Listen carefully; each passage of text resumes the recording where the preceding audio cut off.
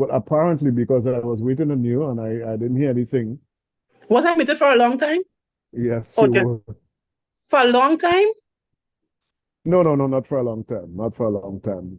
You just said welcome, Dr. Richard. So, um, no problem. I'll take it from here. Is Joshua coming on?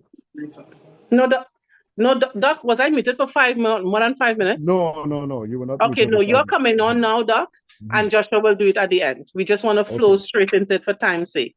All right. Okay, no problem. So here we go. I want to say good evening. Thank you. I want to say good evening to every single one of you. What a powerful word once again from God. And it it seems as though that God is speeding things up. He's really stirring things up, I should say, stirring things up in our lives so that we would know and understand that we're living in a serious time of the end. And so that's why his messages are coming like that. And so we say thank God. Thank God for you, First Lady. Thank God for what you've shared and allow God to use it to do this evening. We want to welcome those who are here, maybe for the first time. I'm not sure if we have any first timers this evening, but let's flow straight into the second part of our ministry for this evening. And we have been looking at the topic of purpose, the all important topic of purpose. And I said to you some time ago, if nothing else that I have shared over the last 3.5 years here is important, this is important. And the reason why it's important is because every human being on this planet, we are here for a reason. And when you don't know why you're here, it causes your life to be out of sync. When you don't know why you are existing, then your existence becomes meaningless. You need to know why you're here. And so the last time we were on, we were talking about the fact that your assignment is what you have to do, because we were just trying to explain it. Your assignment is what you have to do, where you have to do it, and when you have to do it. Each one of us is assigned. We are assigned to a family, we are assigned to a job, we are assigned to a community, we are assigned to different places and different things. So we need to look at where we are, what our assignment is, to give us an idea of what our purpose is. And your purpose is why you have been assigned. God put you on this earth to do something or some things. That's your purpose. Our ultimate purpose is to glorify God. Our ultimate purpose is to please God. And we looked at that already. To be like God, to rule, to have dominion. But specifically, how we do it, our individual purpose, our secondary purpose, is what we are seeking to find out. And I told you, when you find your purpose, you'll know who you are. And when you know who you are, you'll find your purpose. And I started to give you, we started talking about peas. You know, peas, not the peas that you eat, but the P, the letter alphabet. And I started to give you some P's to help you identify your purpose. It may help you identify your calling, which will give you an idea of as to what your purpose is. And the first P we talked about was proficiency, or to be proficient. And to be proficient is to be competent or skilled in doing or using something. When you are skilled, your skill gives you an idea of what your purpose is, something that comes naturally. I told you that a clock just ticks. It's just natural for a clock to tick. If it's not ticking, it's not working. It's natural for light to glow. There are something that you are able to do and to flow in. And I want you to understand, because a question was asked, what about if our proficiency comes by reputation? Well, it doesn't matter how your proficiency comes, because let's say you're a skilled carpenter. You weren't born a skilled carpenter. You were born with the ability to learn it, to learn that skill quicker and easier than the rest of us. So when you are proficient, whatever gift or ability that is given to you, you grow in it, you develop it, you discover it. So proficiency is the first thing. The second P is perseverance. Perseverance. When Whatever it is you are doing, you have to do. It doesn't matter how difficult it is. It doesn't matter what you have to do, what sacrifice you have to make. It doesn't matter what people say or how they try to discourage you. You still do it. You don't listen to them because you know this is what I have to do. You persevere through it. Like Jesus, he knew what he was going through.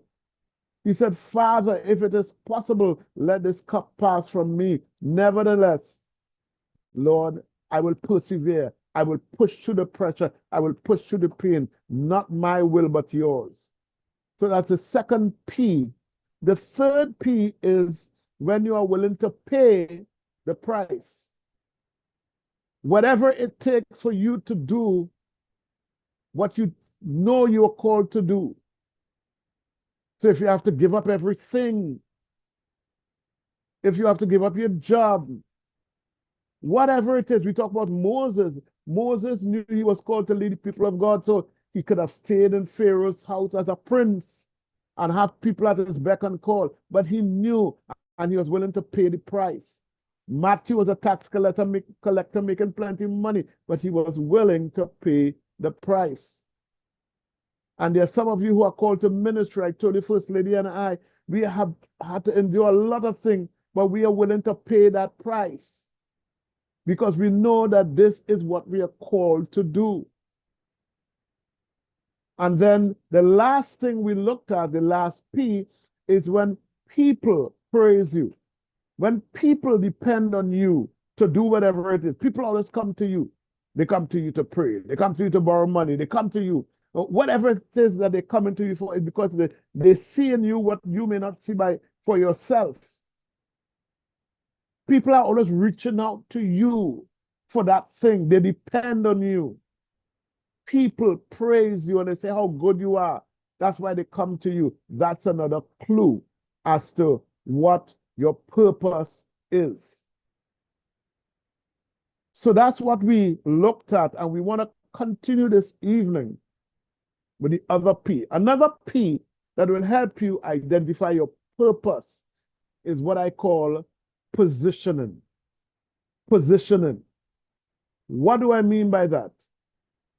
When you long to function in a particular position, a particular area, and you feel unfulfilled unless you're functioning there.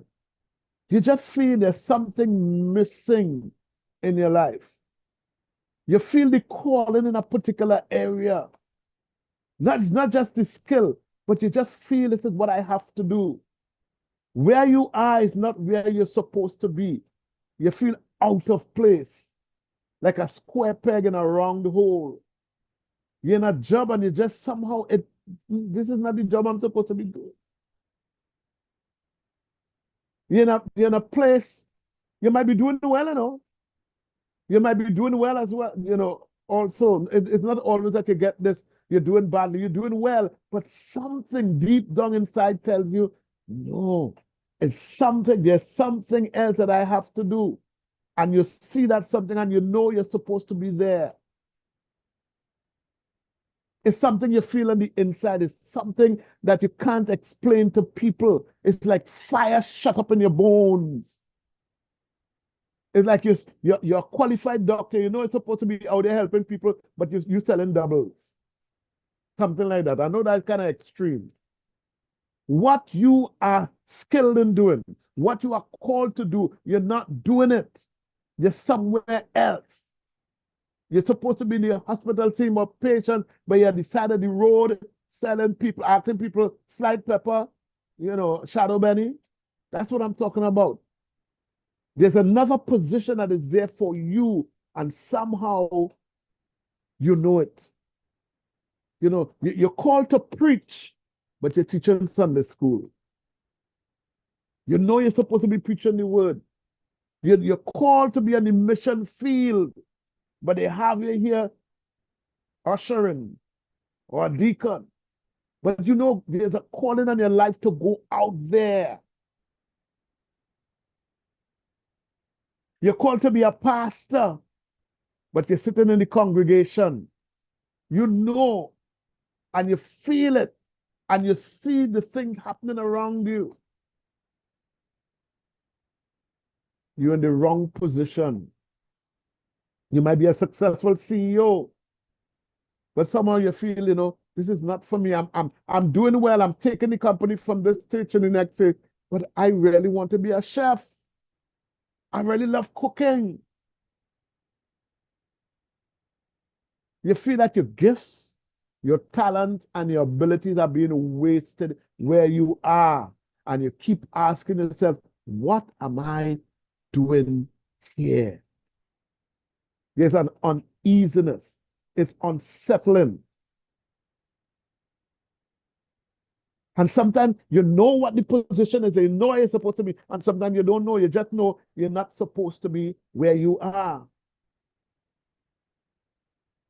You just know there must be something different. It is not what I'm doing. It's not what I'm getting up doing every day. It is something else. I'm in the wrong position. There must be something different to what I'm doing. And different doesn't mean something more prestigious. Huh? Different doesn't mean something that everybody will see. Different means it is not what I'm doing now. And you're different. What you are supposed to be doing, some people might say, you leave that to go and do this. But it's what you are called to do. It is your purpose. That's why you're here. So only you might understand it. And other people might not. It is what you are called to be, what you're called to do. My big son, my biggest son, not Joshua, my biggest son, his name is David. He lives in Canada. I was pushing him to do academics. He went to school, he did well. He went to Trinity College, and he did well. And I had all these plans, this grandiose plan for him, because I wanted him not just to follow in his father's footsteps, because I had my background in management and accounting. And he may not have wanted that, but I know I wanted him to pursue academics. But he loved music. And he was always drumming, always drumming. Every opportunity he get, bam, bam, bam, bam, and he's beaten up. And I had to release him. I had to release him to be who God called him to be, because if I had pushed him, he would have been in the wrong position. And he has become one of the best drummers in TNT, in the Caribbean, possibly in the world. He has played on stages with some of the greatest gospel music ministers across the globe. He now resides in Canada. And that's what he's doing. He is music. He's not just a drummer, he's also he plays the bass. He teaches. Some of you can check it out on YouTube. He has he does tuition on YouTube. Now, if I had forced him into something else, then he would not be following his calling, and he would not be living out his purpose, because he would have been in the wrong position. And there are some people, they have title, they have position. They have the position, they're in the position that they're supposed to be. They're given the title, but they're not allowed to function. And that is a frustrating thing. They elevate you to whatever the position is, but you don't get the support, and you don't get it. You're just a figurehead, apparently. And sometimes that is because other people are insecure. The people at the top who are supposed to elevate you, they are insecure in their own position. They see you as a threat to them. I tell you something, that doesn't happen in this ministry. In this ministry, once we recognize the calling of God in your life, there's work coming. We share the leadership with the elders, my wife and I. We don't hold anything. They say, no, we can't do that. We can't let them minister. I wish they would minister some more. We need to understand that when we are in a position to help people to get to their position, this is what we ought to do. I don't understand leaders sometimes who feel threatened by people who are skilled and are around them. Woodrow Wilson, a president, I think he was the 28th president of the United States, he once said, I not only use all the brains I have, but all that I can borrow. In other words, you don't have to feel threatened by those who are around. You are the leader. Allow them to function in their position. It will make your life better. It will make your life easier. It will enhance your life, and it will help the purpose, everybody's purpose, yours and theirs. But some people keep you down, and sometimes it's because of victimization, you know. You did something that they don't like, and they, let me keep you there. Let me keep you down. Let me keep him down.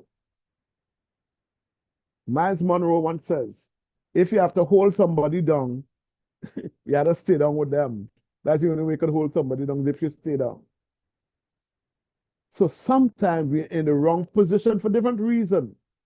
But when you know that there is a position that you just feel like, you know, I was born to be there. I was born to do this. And I'm not talking about people who are just ambitious and greedy or feel entitled to something. That's not what we're talking about. We're talking about people who inside you know, hey, I am not where I'm supposed to be. This is the wrong position. And it may mean stepping down, but it is a position that you are in. Not all the pieces, it is a special place for every piece of the puzzle. And you can't fit into somewhere that is not your place in the puzzle. Otherwise, the puzzle will not, the person who's doing the puzzle will not be able to see the picture if you're out of place. So positioning is important. Positioning is important. I'm going to pause a second. Any questions, any comments? I'm hoping everybody's understanding, because this is for all of us. Every member of this family and everyone who is watching this, it is important that you understand your purpose.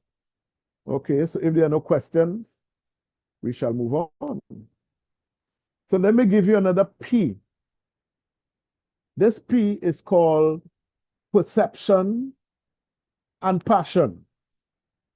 Perception and passion. Two P's in one. What do I mean by that? Have you ever felt angry or frustrated because you see a need, you see something to be done, but nobody else seems to be taking notice? It's not important to anybody else. You see it there, you know this is lacking. You know something is supposed to be done, and it just doesn't seem to bother anybody. Everybody's going along merrily, and you know, and you seeing it. It's like you're seeing something falling apart, and the door is falling apart and the hinges, and everybody going in and out. And you say, why don't we fix this door? You're in church, and why is we don't have a Sunday school? Look how many children running around, and every Sunday the children in church, the parents bring in the church, but there's no Sunday school. And you can't for the life of you figure out why in the world we don't have a Sunday school. And you have a passion. You perceive something that everybody else is blind to. Why don't we have a kingdom virgin woman of purpose? We have it now. Why don't we do something about the youths in the area, in the youths on the street, and you're asking them questions? Why does somebody doesn't do something about it? Why don't we go visiting the sick in the hospital? Why not? And you're seeing these things and you're asking, and you have a passion. You're passionate about it, and everybody seems to be happy, go lucky. They're just going along. It doesn't, that I'm telling you, that is a signal to you. You don't understand why nobody else finds it important or urgent. Maybe that's how Noah felt when he was building the ark. He's preaching to these people and telling them the rain coming and nobody's taking them out. Or maybe how Joshua and Caleb felt when they went and spied out the land and we can do this, and no, we can't do it. Your perception, you are able to see what people cannot see. But I'll tell you something, there is a saying that I always remember. It says, I asked myself, why doesn't somebody do something about this situation? And then I remembered, I am somebody. What am I saying? Don't stress. Don't complain. It's not your assignment, it's yours. If you see it, if you are passionate about it, God is speaking to you. He is saying, that is why I have you here. It's like when David came and said, who is this uncircumcised Philistine that defies the army of God? David couldn't understand because it was his job to take out Goliath. Everybody else was afraid. He wasn't. But he knew, he saw there was something in him that said, hey, I could do this while they're running, while they're scared. And your passion, the passion that you have is what drives you to do whatever it is, to complete the job. Are you hearing me? And I want, as I talk to you, I want you to picture yourself. What am I passionate about that nobody seems to, or maybe a few people or whoever it is, but nobody's doing anything about it? What is it? Whether it's in church, in work, at home, wherever. Stop complaining and start doing. Stop complaining and start doing. You are the one that is being stirred up. You are the one. It is for you. Even if it is for you to organize other people to get it done, but it is for you. Once you are passionate, once you perceive, once there is perception and passion, that is a signal that it is your calling and it is your job to complete. And sometimes it completes in record time. Let's look at Nehemiah 6:15 and 16. I know Joshua may not have put these things in the chat, but if anybody can find Nehemiah chapter 6, verses 15 and 16.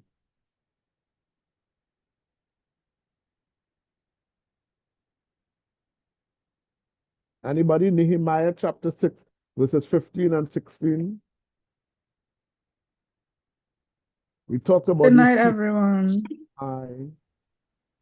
So the war, Nehemiah chapter 6, verses 15 to 16. Correct. So the wall was finished on the 25th day in Elul in 52 days. And it happened when all our enemies heard of it, and all the nations around us saw these things, that they were very disheartened in their own eyes. For they perceived that this work was done by our God. Thank you. It was completed in 52 days. They put up a wall in 52 days. Now, that might mean much to us, but it was record time. And it caused the enemy to be disheartened. How in the world they could do this? And I tell you, when you are called to do something, sometimes you do it in such a short space of time. It becomes so easy to you that people will wonder how in the world you got that done. They finished the wall in 52 days. Passion, perception. Shall I give you another one? I'm looking at the time. Let me give you one more, and we'll continue tomorrow. Another P that helps to identify your calling and your passion. This P stands for personal. Personal. What do I mean? When you make it your duty to do it, even if nobody else thinks it's important, nobody else wants to help you, you still do it. You make it personal. You say, this is my assignment. You're walking into the church and it have paper on the floor and everybody passing it straight. Don't complain. You say, I will do it. I will pick it up.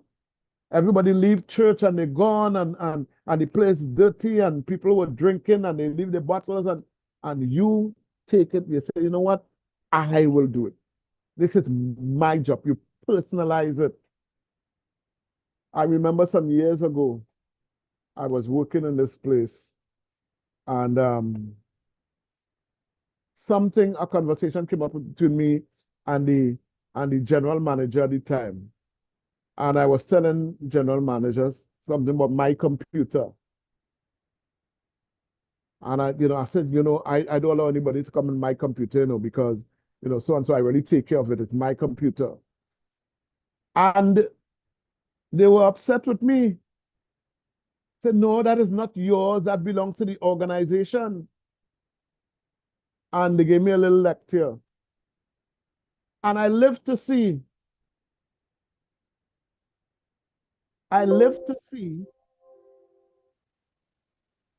that this is one of the things that they teach you in management now, that my same general manager learned, that as a worker, you personalize your space. You are responsible for your space. That computer, you personalize it. That is yours. You take care of it as though it belongs to you. If you think of it as belonging to the organization, you may just not take care of it the way it is supposed to be taken care of because it's their own. But when it becomes yours, and they teach you that, you personalize things. It is your responsibility. It is there for you will have to answer for it. And it's the same thing when you're passionate and your purpose. When you personalize things, you'll do it even if you have to do it alone. Even if it means coming in early and staying late. And people call you a fool. There are some things, I am sure, there are something that you will do even if you didn't get paid for it. I tell my bosses now, I say, what I do, I love, what I do is ministry for me. I say, I told them, I said, I want there to be a day when I would say to you all, don't pay me. I will still come to work. I will still do this. Because you all know I love to do that. I'm called to do that. I know that. And I do it with passion. And I will do it. There are times when I get a call 2 o'clock in the morning, 3 o'clock in the morning. We need you to come out to work. And I get up as tired as I am. And I do it. Because I take it personally. This is what I am called to do. They may not even understand. But it is my thing to do. And they may be paying me to do one thing, but I know what God is calling me to do. So I will do it even if I don't get paid. And folks, you may know, I only get paid when I work. If I don't work, if I'm home all day, I don't get paid. But one day I told him, I said, one day I will say to you, don't pay me at all. Because I know that is my calling. God has called me to do that. And I'm sure there are things, if you think there may be something in your life that you can say, listen, it doesn't matter if I don't get paid. It doesn't matter if I have to do it alone. It doesn't matter what people say. I want to do this thing. I believe I can do it. You take it personally. And when you're done, you can say, it is finished. That's the satisfaction that you get. You get your own personal, not even money can satisfy you. You get satisfaction outside of money. It's a personal thing. Your calling is personal. We're going to stop here tonight and continue tomorrow. I want to thank you for being here and for listening. I hope you're taking notes. I hope you are taking notes. It's important for you to do that and go over it and personalize all that we are saying to you, because God is speaking and he speaks He speaks, and each one of us have to know that he's speaking to us. Yeah. So God bless you. I'm going to hand you back over to Minister Joshua to do what he has to do. Joshua,